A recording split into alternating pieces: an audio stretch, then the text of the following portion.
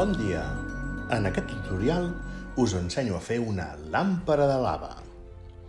Necessitareu un pot de vidre, bicarbonat, poseu-n'hi força, un plet d'oli, quasi bé fins dalt, i un tap amb vinagre i colorant.